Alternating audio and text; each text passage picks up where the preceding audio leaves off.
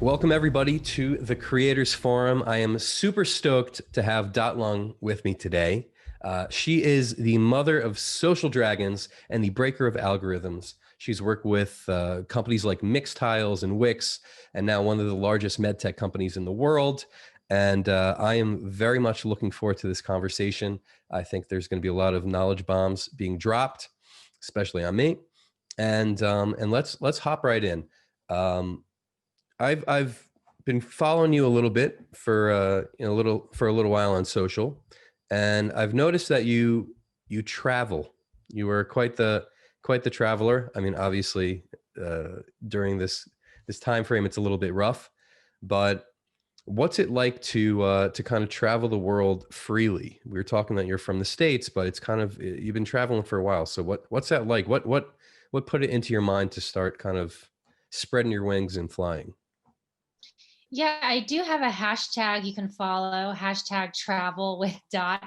I kind of started this when I moved from LA to Barcelona 10 years ago to basically pursue my dreams of living abroad. I had been in LA for 25 years, was just kind of tired of it, and did everything and met everyone that I wanted to meet, and I just wanted to travel. And traveling was something that gave me so much life and creativity, and I was always just in love with the feeling of being foreign. I think I lived off of this. I like it's something that I really enjoy because it puts me outside my comfort zone. And that's what keeps my life so interesting. I guess I was trying to entertain myself, to be honest. And yeah, I just got like the travel bug and have been to working and traveling in 30 different countries around the world. And Wow. finally met the love of my life and moved to Israel this year. Never thought I would ever be here, but yeah. Yeah, this is quite a place to live. You were talking about like breaking out of your comfort zone. You know, that's something that the vast majority of people uh, really don't want to do, or maybe they say they want to do it, but like in actions, it doesn't really get there. And this kind of leads to my next question: how has breaking out of your comfort zone and potentially travel, and maybe the combination between it all, helped you with building your social My social following, I don't know if it's like really related, to be honest. following? I think I I think when I started, you know, posting on social media and building my personal brand, it was really because I wanted to share with the world that what the possibilities are and to open your mind and work from anywhere in the world. And this was 10 years ago. Now everyone's working from home. But Mhm. 10 years ago, in 2010, I was supposed to get a corporate job and work 9 to 5 and, do the whole corporate life thing. And I got my first corporate job and got fired in the first 9 months. Sweet. And yeah, yeah, that was, a blessing in disguise because it enabled me to just really be like, oh shit, what do I do now? And like figure, you know, force me to figure out what I really wanted to do with my life early on. I just, I never wanted to be like, in my 40s and having a midlife crisis, being like, oh shit, I never traveled the world. I never saw anything. I never met anybody, and thankfully, like, I made sure that that didn't happen. And I just lived out my life out loud in what I thought was my dream life. So as soon as you know, hit the ground running in Barcelona, I was like, I am living my dream. Like, I've always wanted to um, travel and live abroad. And I just honestly, I posted things that I wasn't like thinking about growing a social following. I was just posting what I was doing and posting my friends and my life. What I It was what I've noticed about, you know, especially individuals who they do travel a lot, um, there's a certain like living vicariously through them. Like I used to follow Casey Neistat, you know, on his YouTube channel like all the time. Like I couldn't wait for the next episode because it was so unpredictable. And in many ways, it was like, look, I'm not even necessarily interested per se of like living that type of life, but I'm very interested in seeing the world. And it's like you are giving people the eyes to see the world, and that becomes very interesting. And especially when they're connected with your personality. And I know you have Eat with Dot, and you know, travel with Dot, and work with Dot. I mean, I thought that, you know, the branding is fantastic, but number two is like it really kind of brings the audience in to a well-rounded person in many different levels. And I think that, you know, that's kind of where my question was sourced was, I feel like the fact that you're traveling and working in many different areas is very intriguing to people. And I wanted to know, but you know, you basically said it maybe not, it's maybe isn't so connected, but I feel in many ways it kind of helps, you know, geo hashtags and whatever, helps build a person, a personal brand, but maybe it's beyond that. It was, well, like you said, it was because of traveling that I was able to meet amazing people, such as Casey Neistat in Barcelona. I was hosting him when he was speaking at the OFFF Festival, so I took him, around um, Barceloneta. I took him to go have tapas and pinchos, Well, how did you and get these are connected to that? How did you make that connection? because I was actually doing social media for a design festival that he was speaking at. And so my being the social media manager for all of these different festivals got me access to, all these different musicians and artists and just amazing people. And that's why I love my job. And that's why I love doing what I did. But I really created this job. Like in 2011, I didn't even know social media manager was a real job title. And Hmm. so I was just like, you know what? This is what I want to do. Um, and get paid to do is do Instagram and travel the world and go to different music festivals and go to different conferences and share it share it on my Instagram and share it for the corporate Instagram because I loved meeting new people. I loved learning new things. So I was so thirsty to just travel the world and go to different design conferences and On their hear dime, what, on the company. yeah, exactly. That's Which was hacking amazing. an algorithm right there. That absolutely. I That's a life completely hacked algorithm. the algorithm. You're hacking life So algorithms, not just social. yeah, that's why like I told you, I've just been cruising and like doing all of the things that I've had on my bucket list, and nothing stopping me from crossing everything that I wanted to do with my life off. And that's thanks to, you know, having the courage to put myself outside my comfort zone and be comfortable, uncomfortable. Yeah, And that's what it takes. I that didn't is stay in one of five-star the that, hotels all the time, you know? yeah, no, that is one of the most difficult things, is to be comfortable in the discomfort.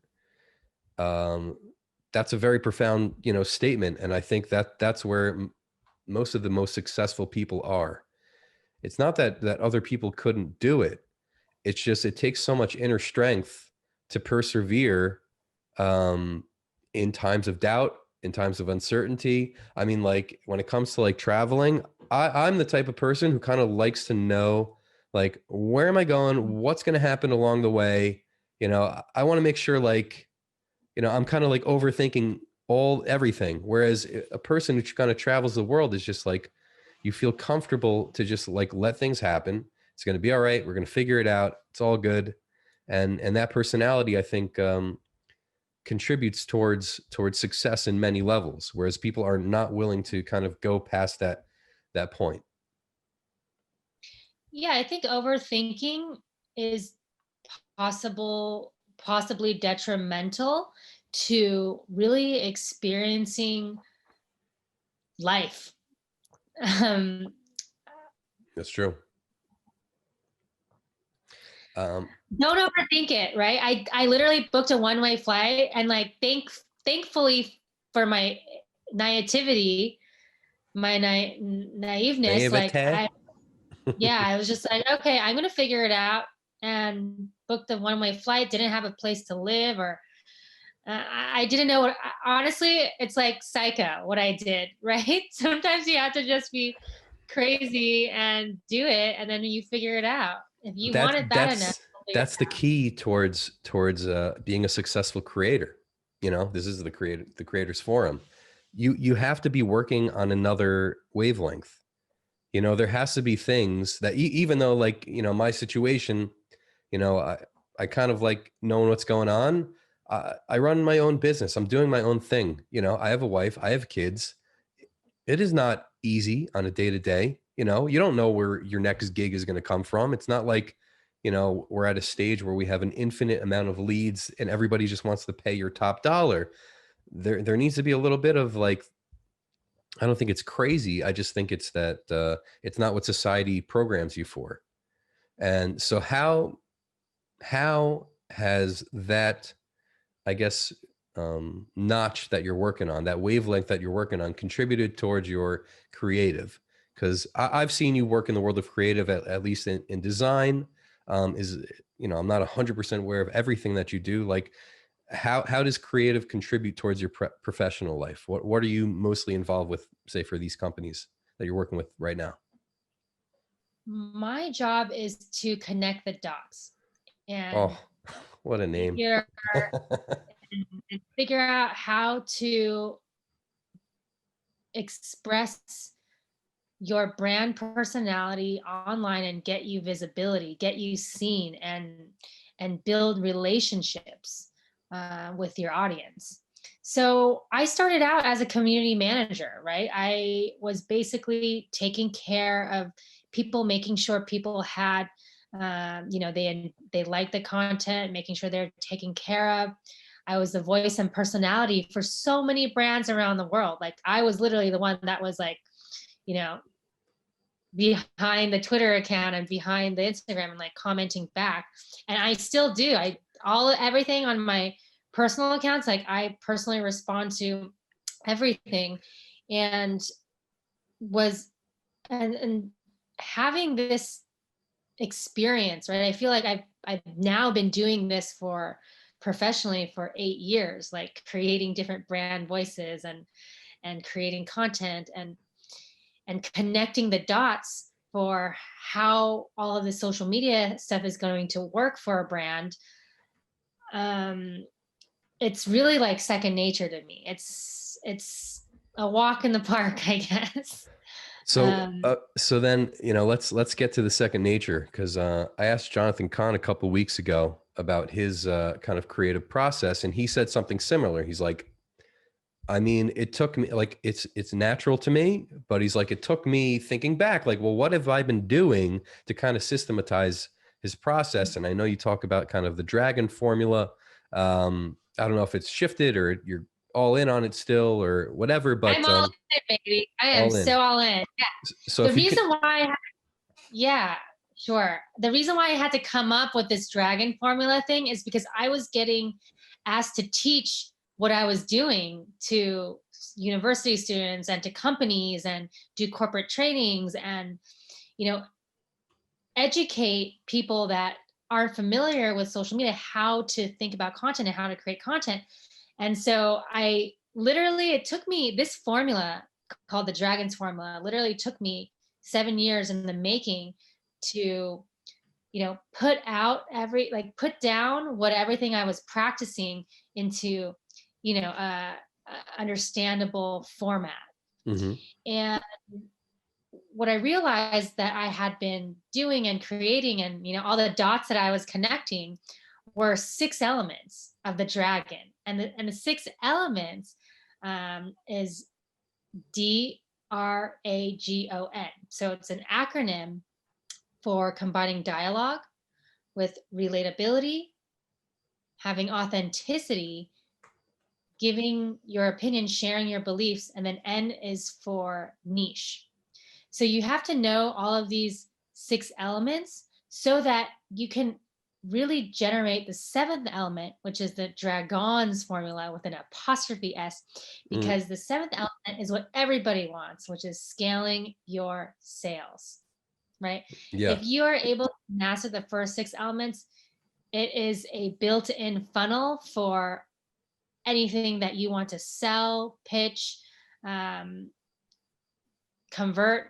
That's where the magic happens, right? But you need to actually figure out how to utilize the first 6 elements. And the D is all about knowing the conversation, making sure that you are in the position of like the expert, or um, knowing exactly where the conversation is going, and building the conversation, because the more dialogue that you're able to have with your audience, the more probability it will, you know, go down, it'll build that relationship and convert Yeah. into a sale, Yeah. or just, good community building. Like, you need to have conversations, you need to have as much dialogue as possible. I mean, well, that gets to the algorithm, because I've heard a lot of people talk about you got to do this, you got to do that, but it seems the common denominator of an algorithm is basically getting people engaged in your content, and whatever you're putting out, whatever you're doing, they need to be engaged in it. And the best way to engage somebody is by that dialogue, is by, let's get it back and forth. Let's start moving forward. I mean, but once again, I've been listening a lot to Russell Brunson from the ClickFunnels fame, and he kind of put it in a very simple way of the whole entire sales process, especially for digital media. He's like, all we're doing is a digital version of the ancient method of sales. You meet somebody, you want to sell to them, you have a product, you have to talk to them, you have to engage with them. Hi, how are you? How are you? What are you interested in? What would you like to buy? Where are you from? Let's kind of figure out like who you are, and then we can best service you. And all you're doing in the world of this digital social media is you're just recreating that, but potentially on a mass scale, which I think that's the most difficult part of it, is to create a dialogue with individuals, but they all feel that you're talking to them without you actually directly talking to them. Or sometimes you do. Well, thank God for chatbots.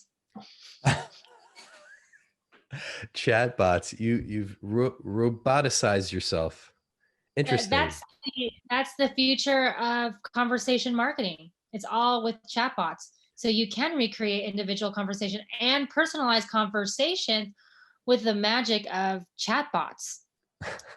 So interesting. Yeah, I used to have this email called like roboto.@gmail.com, because I was like, oh, dot could be a bot. By the And way, that's how I yeah, felt what I was doing, was I was just like talking to everyone. Like, that's what I was doing manually before, but now you can actually automate it. well, I'm sure that there's certain things that you always get similar questions, or especially when you're talking about like a brand, when's the new, I don't know, when are the new shoes coming out, and can you get it in this color? And I'm sure a lot Yeah. of those things are kind of like customer service type situations. But then, there's people who do want to build a personal relationship with the brand as well. And I guess Mhm. there's manual overrides for those types of things. I guess in the chatbot world, there, what does it pop up? Here's something that I need to kind of dive in myself versus Yeah, just of letting course. it go. Yeah, it's everything. Everything has a systematic answer to one of the choices, and if there is no choice, you can have a real customer representative answer. Hmm. All right, now I want to go to the next level, the relatability. Mhm. Um, how does That's how does one do that when they're traveling the world and living their best life while another individual maybe is sitting in their garage, just kind of doing well, that thing. relatability is just putting yourself in someone else's shoes, right? It's like understanding other people, understanding who's looking at who you're having a conversation with, and being empathetic to them. And yeah, I do know that, maybe not everyone can be traveling, especially not right now. And, traveling is quite a luxury. I'm not a person that's like trying to rub it in anyone's face. That's not what I was trying No, to relate to them. you don't give off that vibe. Other people might, but you definitely don't. I think when I started like hashtag travel with Dot is just to, share with people that, yeah, I was also hella depressed and I hated my life. And, I was able to get myself out of there and like do what I really want to do.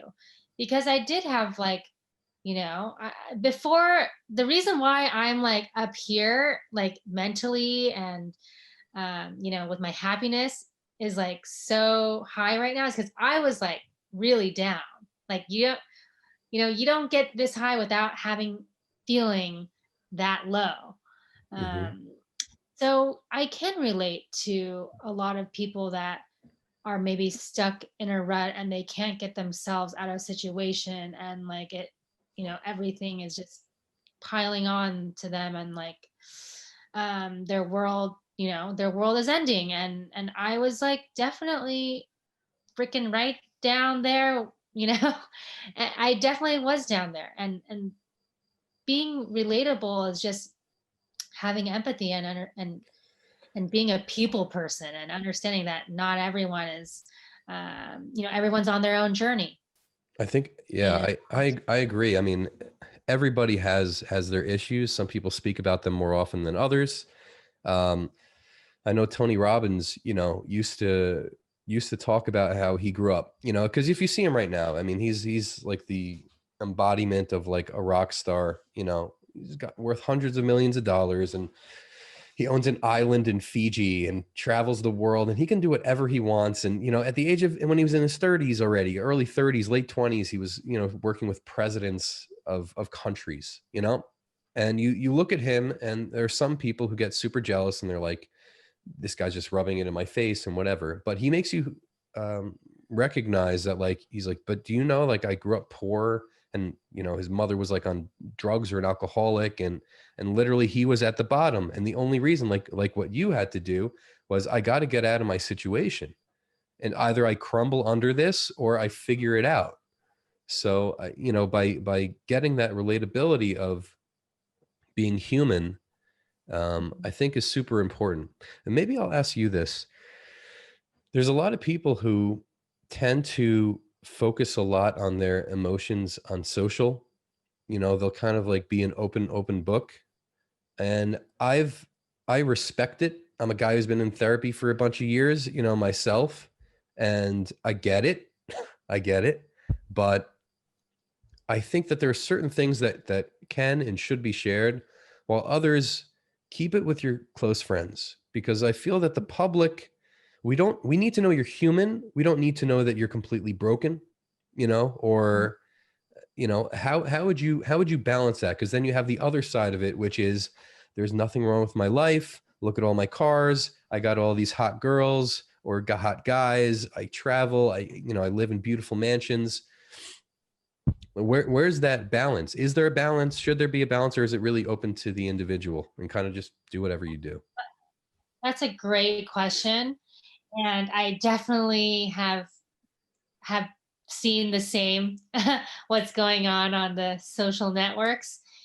And honestly, you're able to use the social networks however you want. So if you want to make people perceive that you have the perfect life and you have all these cars and all these hot girls and 5 private jets and you really live in a shithole, like good for you. You do whatever like you use the tools however makes you feel good. So some people feel good by telling all their dirty laundry on there, and that's their therapy because they can't afford to go, maybe to therapy, so they use blogging or writing Facebook posts as the therapy, and that's okay. There's no wrong or right. We're all human, and you use the tool however you want. From a professional standpoint, if you're trying to brand yourself professionally, I think there should be, some thought that goes behind everything you put out there, right? So this is how you can craft and create your public perception. And that's why personal branding is so powerful, because you can create an illusion if that's what you want, or you can just be completely authentic and transparent, and that's also your personal Well, brand. yeah. I mean, So it's up to you, you're the creator. I mean, I was thinking about that because, for people who are, it's a completely open book, and I'm like, let's say I'm a company and I am looking to hire somebody. Am I going to hire somebody who just seems like super down, or they're just looking for a pat on the back all day? Or am I going to hire somebody who they're confident? I might not hire the cockiest person in the world, but they're confident. They know who they are. They seem balanced. They seem like somebody who's going to, get the work done. It's going to be done well. It's going to be enjoyable experience, And so when you're talking about like, there's who you are as an individual, and I like how you separated it. It's like you have your professional brand, which, I mean, right now there's no such thing. If a person who posts online, unless you make it, secret, and nobody else can see it, like you're only your friends and family or whatever directly, every single thing that you post online is part of your personal brand. It doesn't matter. Yep. And my father was telling me a while ago, talking about, like, what's the difference between a person who sells, let's say, a house worth like 100 grand, $100,000, and a person who sells a house that's worth $10 million. He's like, the difference in the sales tactics and what you have to do are not really that different.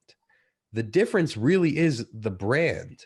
If a person shows up, they can use the same tactics in the same way and whatever, but they show up and they got stains on their shirts and they're driving a broken down car that the tailpipe is falling off, and they want to sell $10 million home. They're like, I mean, listen, dude, I'm not going to work with you.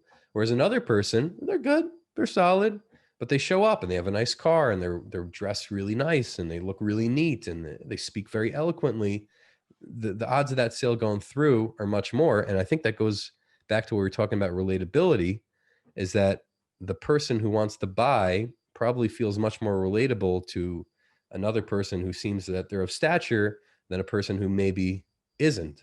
So would you say that it's that a person should kind of mirror their market a little bit, or mirror what their Yes, market wants? that is a strategy to develop rapport. Yes. That's actually exactly what Dale Carnegie says to do, how to win friends and influence people. Got to read You that book. should, yeah, you should. They have like the cliff notes on Even on better. iBook.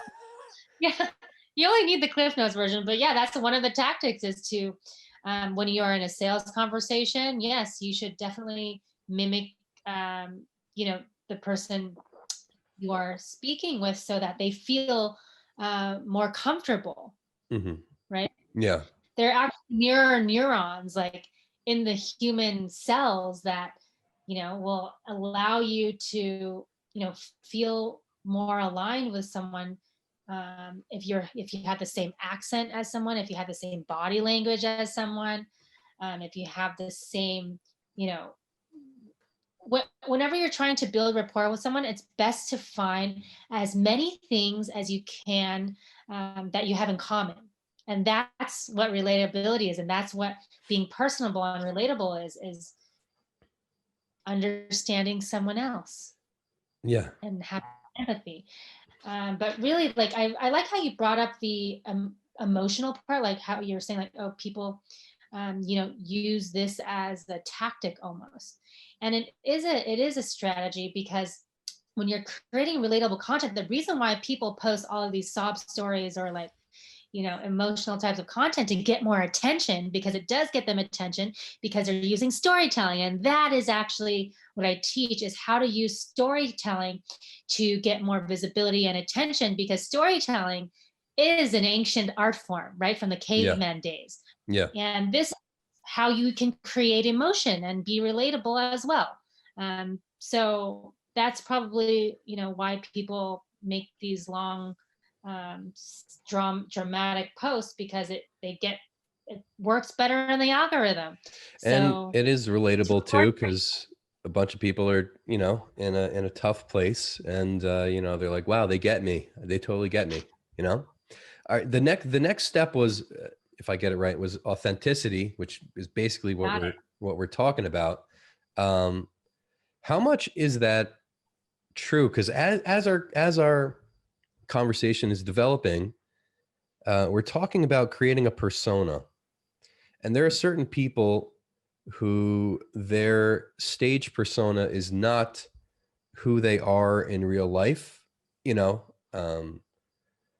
I very much feel, you know, there's a lot of people, politicians and celebrities, who kind of come out there in one way, but then when you're sitting in a room with them, it's much more mellow and it's much more relaxed. Or vice versa, you know, whatever it is. Like they create this personality, this persona, where that doesn't necessarily seem authentic, but it sells what they need to sell.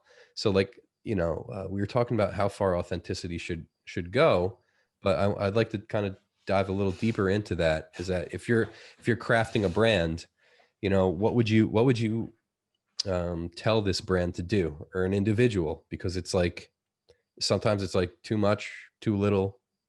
How do you get that balance? Well, first of all, your vibe attracts your tribe. Okay.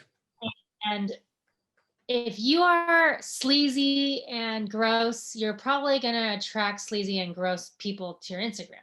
Like, you know, you're flaunting your Rolex, your Porsche, whatever it is. You're going to attract people that are attracted to people that are flashy with that stuff. I don't know if that's genuine. Maybe it is. Good for you, you know, but like knows like. So certainly you will attract the right audience, right?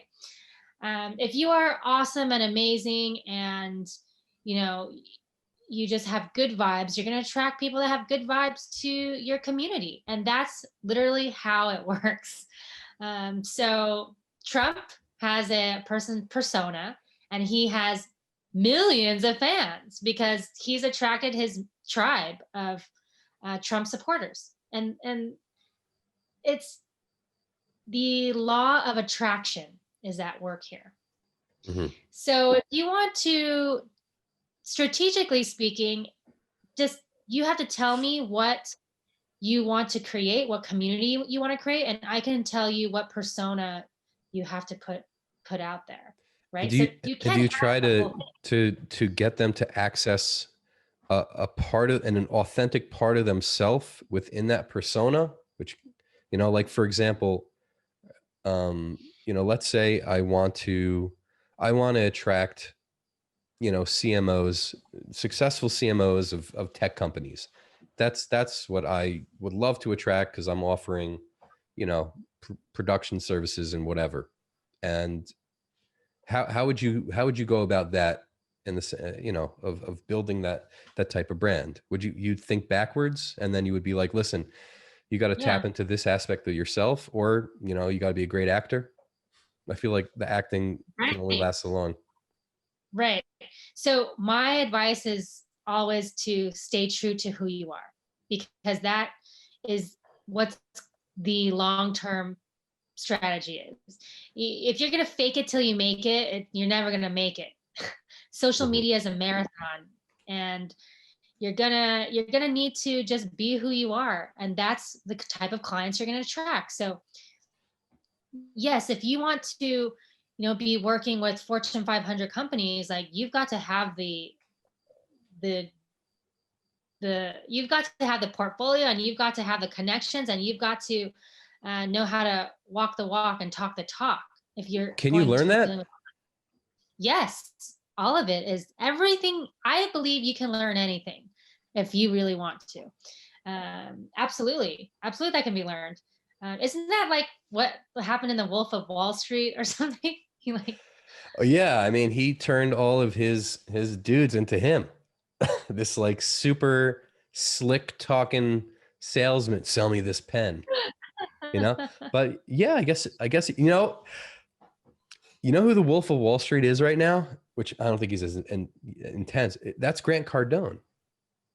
mm, Grant Cardone is like the modern, I mean, technically the Wolf of Wall Street, but what's like Jordan Yeah, Buford. yeah, something. I mean, he's been out of the Leonardo slant. DiCaprio.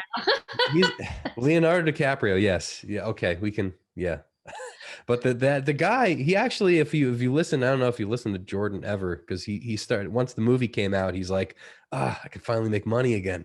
You know, Mhm. he has like these great sales techniques, but you're right. I mean, I guess that's in the world of sales techniques, but there is a way to craft an image and a And brand mhm. that I would think it relate to the depends. audience.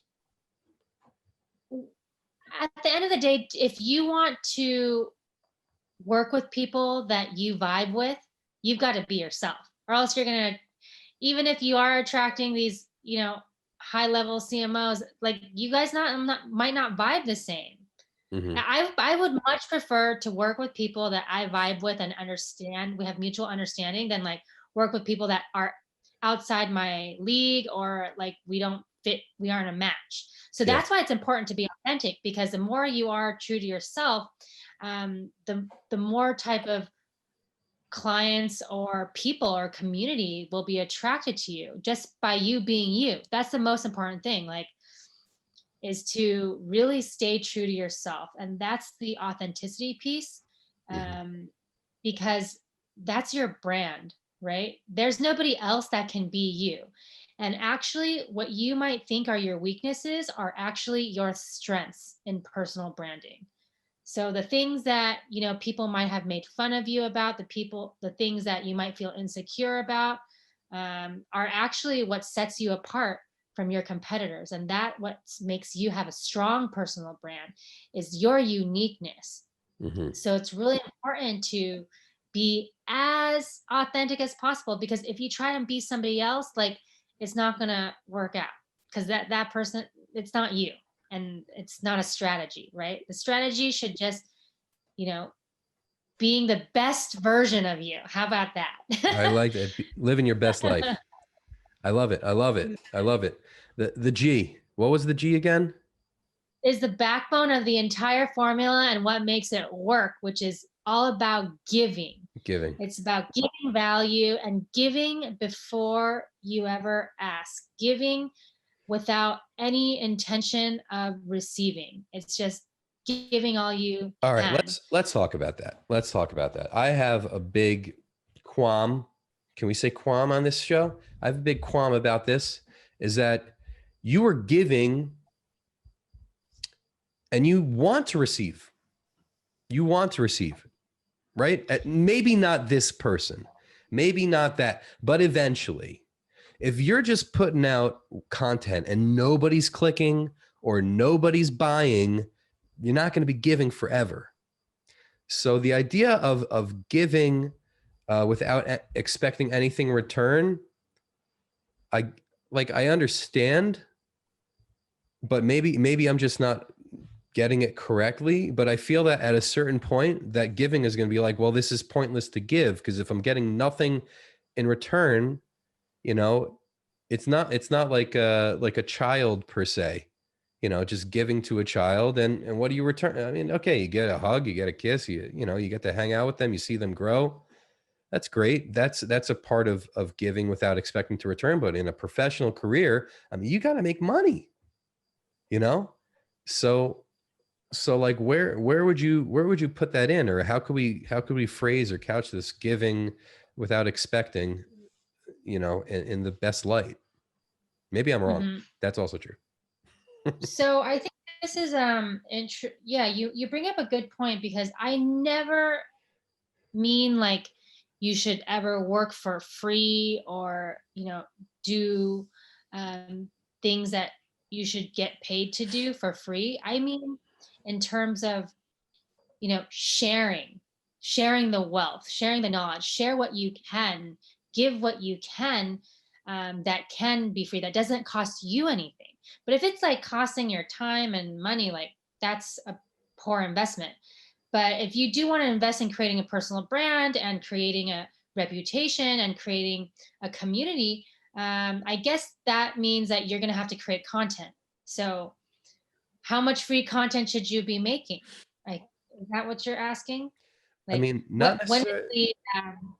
the Not necessarily, Like, because yeah. go ahead. No, I was gonna say, creating the free. I had this big dilemma. I was a rabbi in a previous life, and I was teaching in institutions here, and I was like, I felt terrible getting paid to do that job. And I also I have a degree. I have a master's in marriage and family therapy, and felt terrible to take money from people in pain. I have no problem taking money from people who want to make money.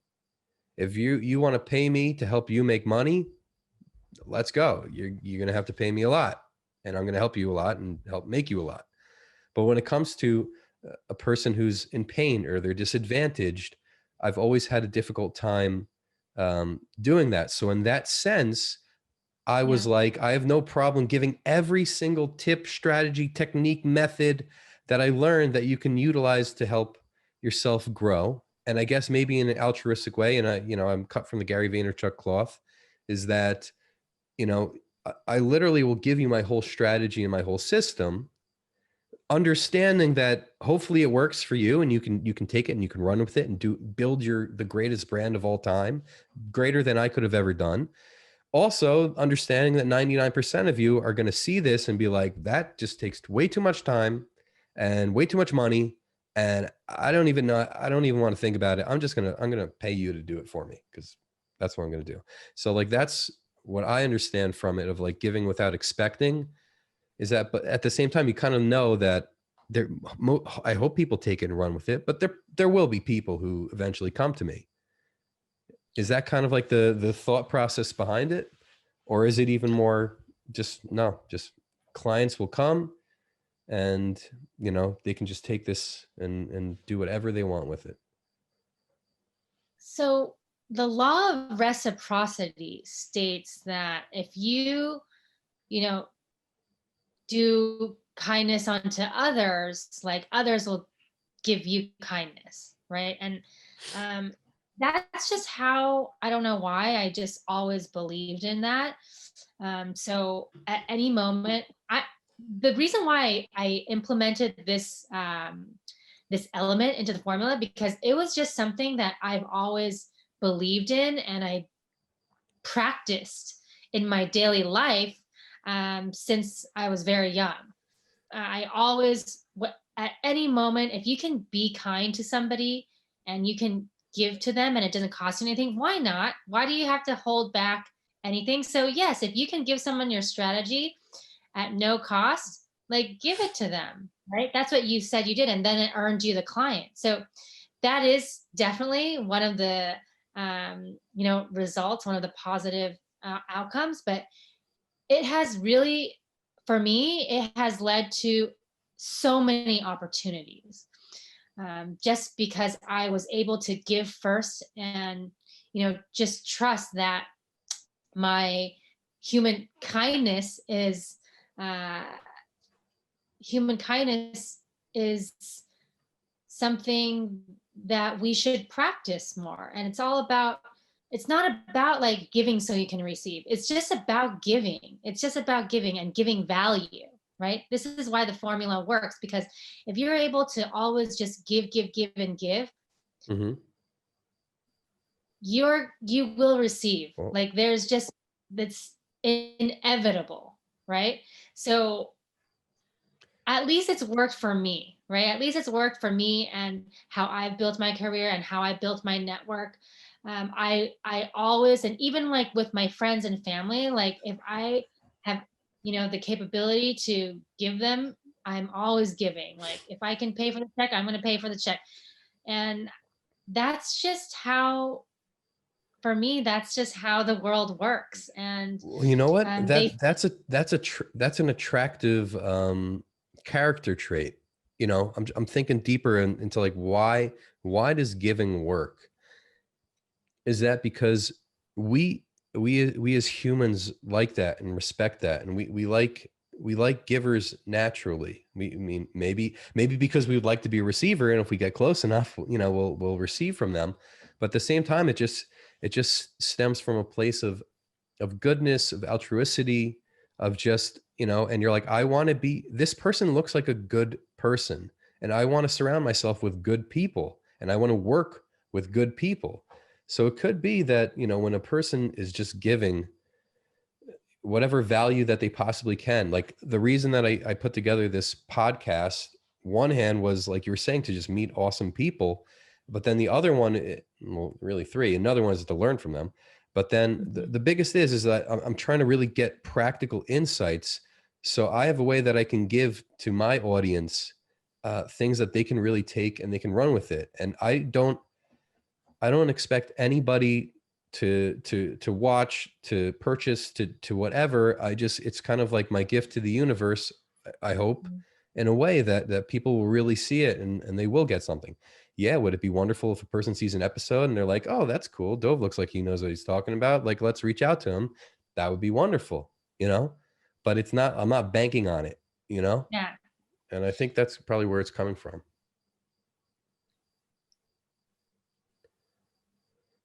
um okay, I wanted to just, we got three more. So can we blast through the three, and then we'll close up shop? Sure. Yeah. I was trying to think of something to say after what you said, but it was I thought you were pulling exactly like a Kanye West. You ever see him? it. You see that clip of him on was it Jimmy Kimmel? Jimmy Kimmel asked him what I he think I thinks did. of Trump and black people. He's like, Mm. do you think Trump likes black people, or do you think, or what do you think his relationship with black people is? And then Kanye was just sitting there, and literally like 30 seconds went by and nobody said a thing. They're like, all right, we're gonna go to commercial break. And then afterwards they actually came back, and Kanye, with all the, he's actually very smart if you just get rid of all Yeah, that, you know, I agree. intensity around him. uh you know, he said in that regard, he's like, yeah, I do think he likes black people, and I think he wants black people to like him, because he's so egotistical that he really needs everybody to love him, so he's going to do whatever he can to get them to love him. And I was like, that is a brilliant way of kind of couching things, like even true or not or whatever. I was like, that's a very interesting way of thinking about things. But I was impressed that I mean, he's a billionaire, and he's a super, you know, popular guy, but like he was perfectly comfortable just sitting in that moment, to go all the way back around of, you know, sitting in the discomfort, to just sit and be quiet. I wasn't comfortable with that. I wanted to hear sound on a podcast, but I appreciate, you know, that thought that was going into it. Okay. So that you was, oh, like opinion. O is opinion, and it's for sharing your opinion and stating your beliefs, because that is how you're really going to attract your super fans and your gung-ho followers. Because if you just stay vanilla in the middle of the ground, like you're not going to attract, it's going to be harder for you to attract your real super hardcore fans. And the whole process of sharing your opinion and beliefs is attracting those super fans and repelling the people that don't belong in your community. So, Hmm. it's possibly attracting and creating haters, attracting and creating haters. And that's okay, because that's how community forms, when you have similar opinions and similar mindset, right? So Mhm. it's important to share your beliefs and what you what you stand for, what your brand stands for. If you don't, then you're not memorable. You're easily forgettable. Yeah, I mean, I personally battled with that for a very long time, of like not wanting to upset anybody. I by default am Yeah. a middle Yeah. of the road type person. My personality definitely is not, but like I much You gotta rather be more not. authentic, honey. You gotta be more authentic. Well, I've been super authentic lately. I mean, Facebook is now seeing me, but that's for another other thing. But like it is true, and I realized that, and I realized, you know, and Trump kind of brought this out, I think, for everybody, which is, you have to be so real to yourself and just don't be afraid of what you feel. Be honest, be open, be vocal. I think that's one of the greatest things that came out of it. And I hope that the pendulum swings back to the center after all the calamity, dies down. But people stay firm in their beliefs and are willing to talk about it and be open. And yeah, Russell Brunson was also saying that, is that when you kind of create your persona of who you are, do not be afraid of having people who might not love you. Obviously, don't go as extreme as a Trump and really hurt people and try to offend them. That is not the way to go. You can still have people on the other side of the aisle be like, listen, I disagree with you, but I respect you. I saw Chris Pratt, the actor. Yeah, I love him. Yeah. So Chris Pratt is like hardcore religious, hardcore right-wing guy. That's who he is. And they had a big rally for the stars from the cast of the Avengers, and he didn't want to go because it was to support Biden. And he said he didn't make a whole big public thing, but he just that's not my thing. And everybody started going crazy at him. And Robert Downey Jr., who was a hardcore left guy, got up and he said, "Why is everybody screaming at Chris Pratt? He's a proud religious individual. He supports certain types of policies. Like, respect him. Respect him for believing that. It's okay. He's a wonderful person, and it's okay to have differences of opinion." So, I feel that a guy like a Chris Pratt or a Robert Downey Jr. has done a great job at being perfectly fine with who they are, establishing themselves for who they are, and at the same time, still commanding respect from other individuals to be like, listen, this is who I am, and please, respect that, and I respect you. And when you come, as you're saying, when you come to build a brand, be who you are. If it turns out that that's on one side, which maybe the more intense you are on that side, the bigger your following ultimately could get, because you're not, standing on that fence. I think that's important. I think everybody needs to hear that as well. They shouldn't be afraid, but be respectful. I agree. And I think the difficulty is that it's very hard to find your voice sometimes.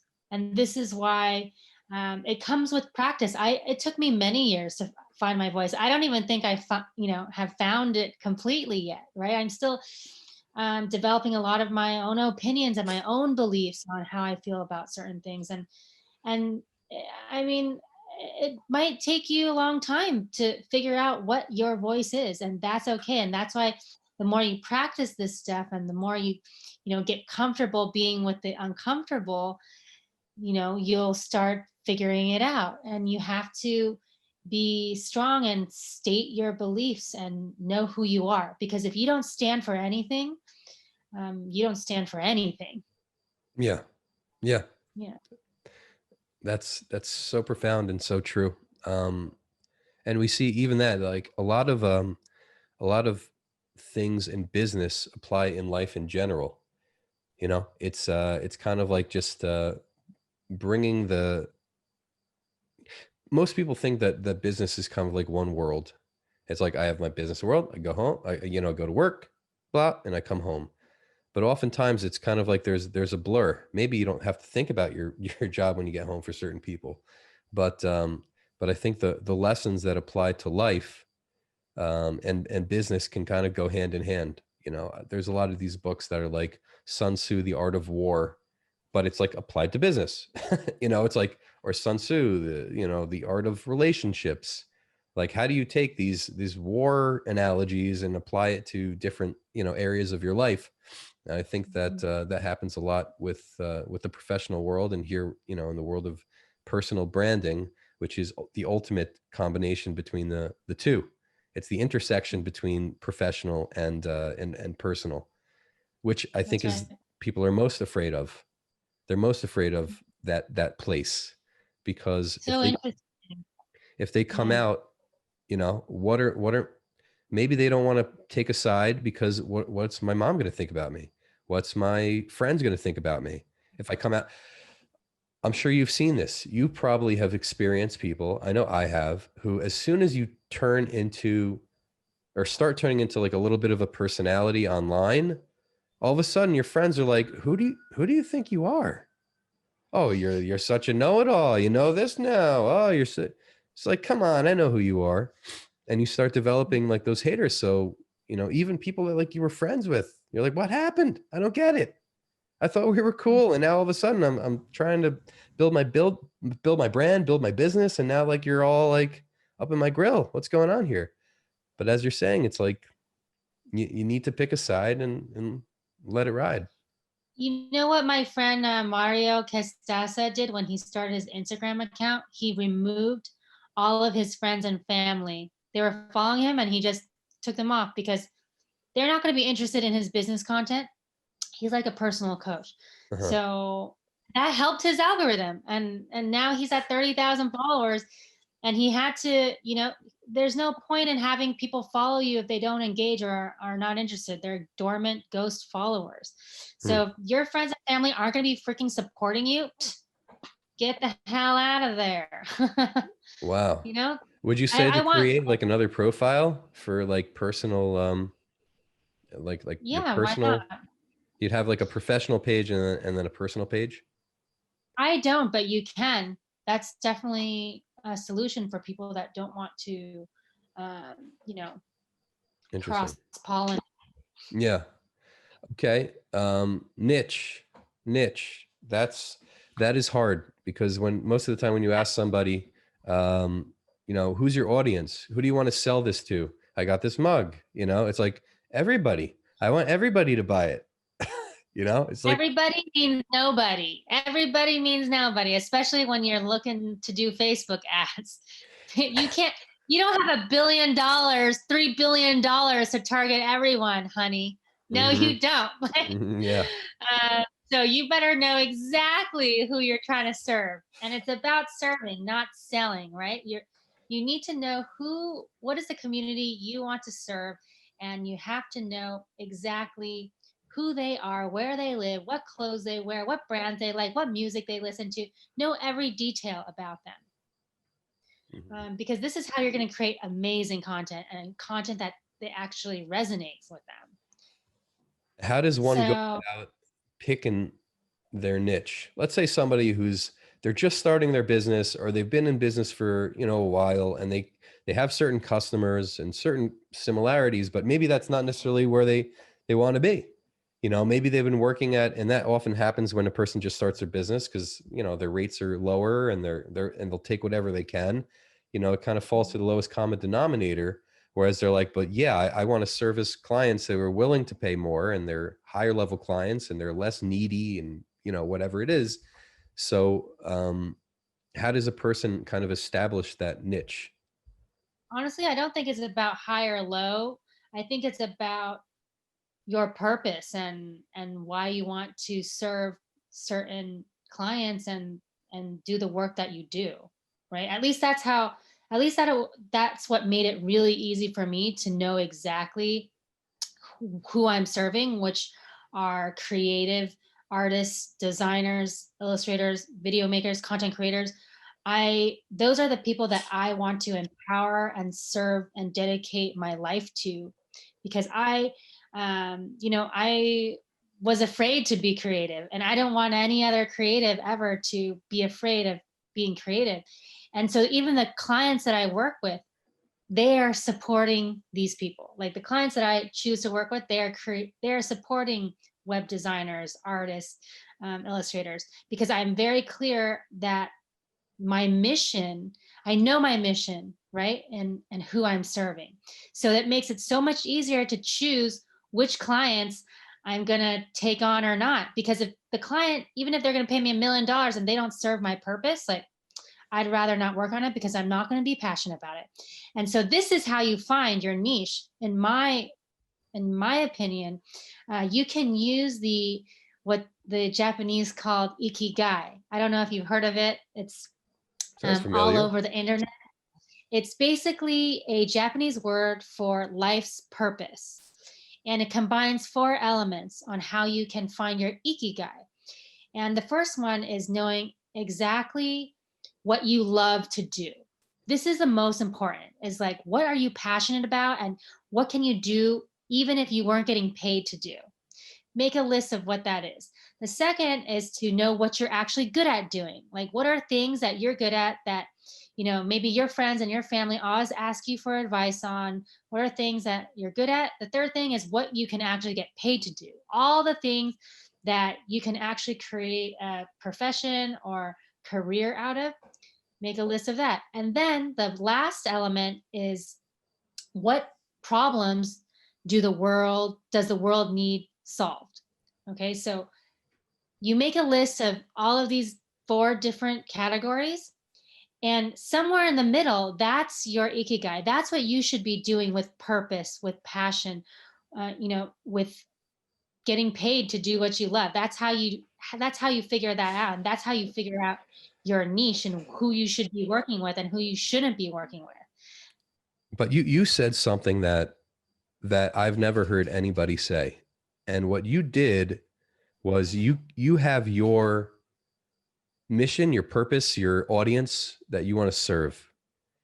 That is not necessarily the place of income.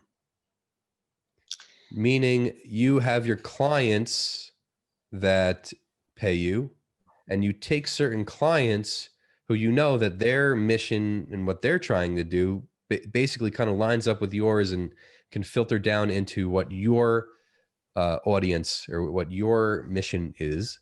And that's very interesting, because what I have been hearing for forever is that you want to create a personality, a brand, whatever, that attracts your target audience, and which is ultimately, you think, the people that want to pay you. But in a place of mission and service, getting paid, once again, we kind of talked about it earlier, getting paid seems counterintuitive, because you're like, I want to help you. I don't want to make money from you. Because if I make money from you, and then all of a sudden it's like, it feels like it's just another transaction.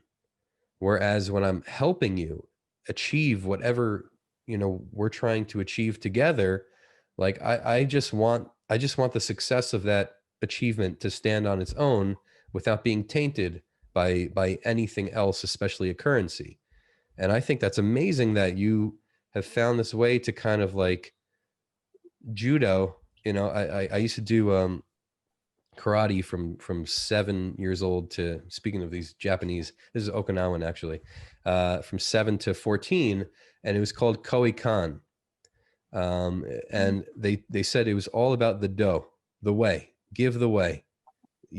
Our whole thing was about taking a person's energy, momentum, and you not going force. You're not going force. If they're coming at you, you move out of the way, and you let their force go with them. So it's like kind of like you're taking this company that you're working with, and you're like, oh, you're paying me? Okay, great. But we're going to give this value back down to my audience, and that you're giving even more to them.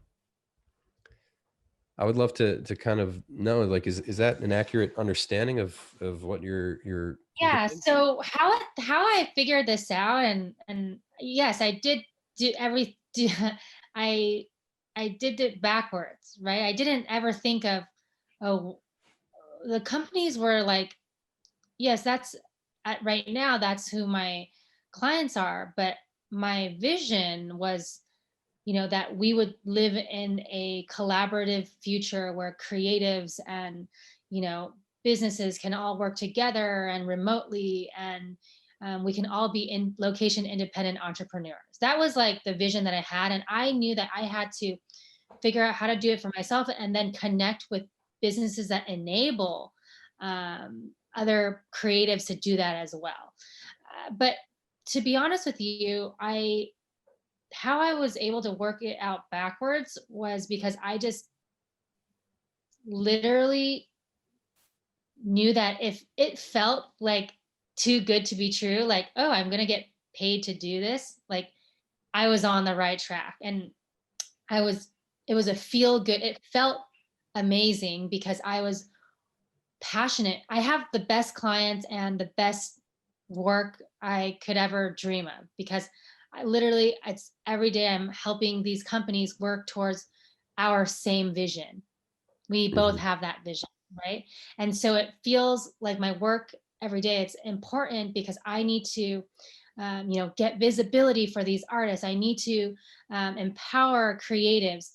And all the clients that, I take on are for somehow they're benefiting the world or creative somehow, or I am trying to incorporate this into the work that I do. Um, yeah, and so it's never like during this journey, this didn't come happen overnight, right? It took like a while to figure it out, but now looking backwards, I have clarity on how it happened. And it happened by really saying no to a lot of other opportunities Mm. that might have, you know, been paying just as well. But saying yes to what you are truly passionate about and what you truly love and what, you're actually good at, like not taking on things that you're not good at and like pretending you are. You can build websites, This right? Yeah, sure. Yeah, I can do that. exactly like I'm not, yeah. I'll figure it out. Yeah, of course. So I don't know. It just kind of worked out. And then like last couple years ago, I found out about this Ikigai formula, and I was like, holy shit, that's like what I did. Except I didn't know about this formula, and now I teach all of my students and my undergrads like this is really important. Like this is the first thing that we learn in my course is like freaking figure out your Ikigai if you can. It doesn't happen Mhm. overnight, but it's the earlier you get started thinking about it, the faster you can achieve, this balance of work life and happiness and passion and love. And that's just like the sweet spot. That's amazing. All right, let's end with this, which is the most important part. Scaling to sales, right? Yeah, It's baby. it's nice that we're building personal brands and we're doing great and we know who we're servicing and all that wonderful stuff. But once again, money is the lifeblood of the world, unfortunately, at least how it is in this current iteration. So how do we go about that? How do we start scaling the sales? Well, Chatbots. all dragons have scales, right? All Oh, right. uh-huh. So why just have, sales, one-on-one clients, high ticket offers, amazing. Like do that, but also if you have your vision and your purpose and uh, your opinions, you're sharing your beliefs, you can scale your offers, you can scale your products to however many Facebook users there are, 3 billion, right? You can actually like you can actually reach and scale up to 3 billion people if you had the advertising budget. That's We how sell business oxygen. works. That applies to everybody. Would you like to buy oxygen?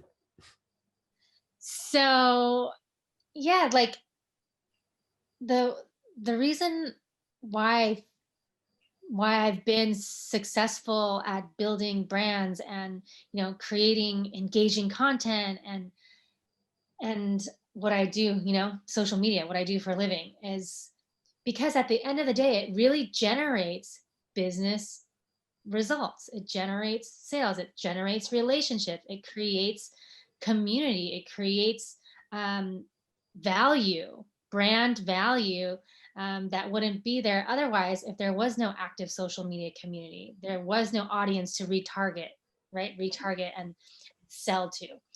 And it's honestly so incredibly amazing how powerful the Dragons formula is because I at the onset of Corona on March 11th, I'll never forget this day because everyone in Israel had to go into quarantine. I was like, oh my God, shit. It was the day that I was launching my first course. I've never done a course before. And it was like launching on the day that we're all going to quarantine. I'm like, well, this is either going to be good or bad. And you know what? It like, we just killed it. We sold nearly 50,000 courses now in less than 7 months. And Wow, it, yeah, that's we're doing like incredible.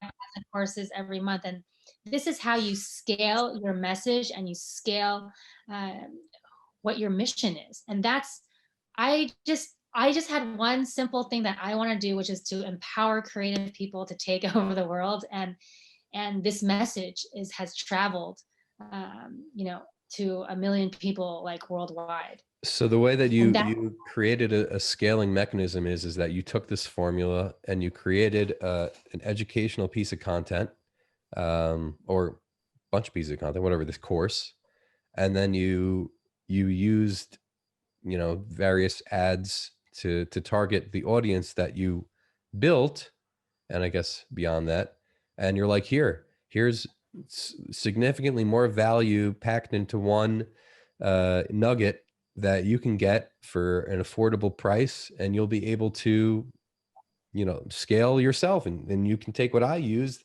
and grow from that.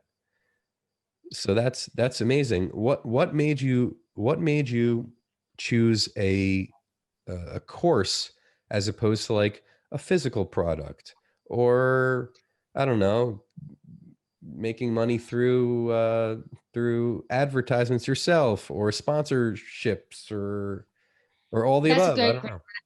That's a good question. I've just been teaching for, the, 5 to 7 years now. So I never knew that I was going to be a teacher. I teach at like various universities all around Europe, and it started totally by accident. And so I knew that's what my audience wanted from me, is that they wanted courses. Actually, I'm creating 2 more courses because they want more. It's hard to teach everything you've been doing in your whole life for 8 years in 2-hour course, right? Mm-hmm. So the course is like an entry level ticket product that will, get them a taste of the dragon. It'll get them a taste of what I actually Is that one do of the for. one of the Bruce Lee movies, A Taste of the I Dragon, Part 4? don't know. Sounds good. No, I like it. he has the kiss of the dragon for Ent- sure. enter the enter the dragon. Dragon. What is it? The dragon returns. Yeah, Taste of the Dragon. So That's the reboot. and I like it. so it gets them into, learning my methodology. And I'm planning on, training other freelance social media managers how to do what I do. And this is like really intensive. It's not something that you can just learn, through a few videos.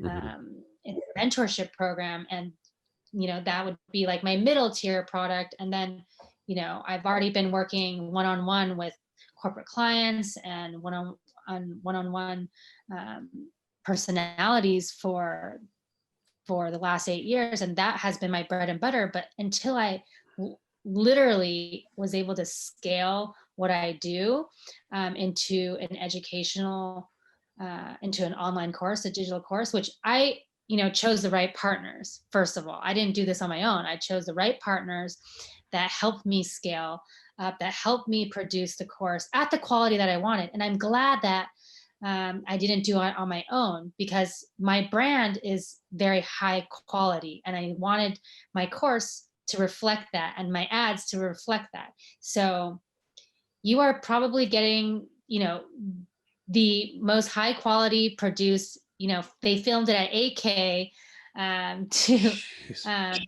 for the What a waste production of quality. what a waste of hard drive space.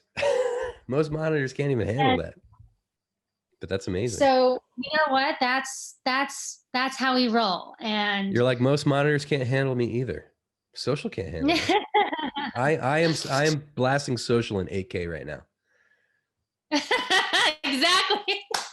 That's like that's great. I love that. That should be like my next. That's your tag. That's your tag. Social in 47K. We are just blasting way beyond. 360, baby. 360. Nice. Yeah, I just want to make I'm all about quality and creating high quality design, high quality visual branding. It's very important to me. So especially the people that you know that I serve, they value that as well. And so it's really important for me to set a benchmark for what's possible and what the standard should be. And I'm always trying to make sure my work and how I serve my clients. There's no other social media manager that is able to develop the entire strategy and operation on Notion right now. Like, I don't know anyone else that's doing that, that have all the templates and everything on these new tools. And I'm so excited to be building them. And I'm actually going to be, selling these templates as part of the accompaniment with the course, and how you can manage your entire social media business just through Notion. And it's freaking amazing. Like, I'm really excited about That's this. awesome. So, yeah, and I love to teach, and a way for me to teach as many people as possible is to scale the dragon. So That's the fifth that's basically, movie. We have Taste the Dragon is the fourth, and then Scale the Dragon is the fifth. I'm all about that. I'm all about that life. All right, Dot, thank you so much. This is such a yeah. pleasure. I learned so much from you, and I really, really appreciate your time. How can people, get in touch with you? How can they follow you? What's the best way? Yeah, you can always find me on Instagram. I'm at @lung, DOTLUNG, or you can find me on my website, .lung.com. And long in Mandarin means dragon, so you won't forget. Awesome. Awesome. All right, Dot, thank you so much. You're the best. Thank you so much. I had such a great time getting to know you, and let me know when it's up and I will share away, honey. You got Thank it. you You so got much. it. Awesome. Okay. Thanks. Good Peace. night. Bye-bye.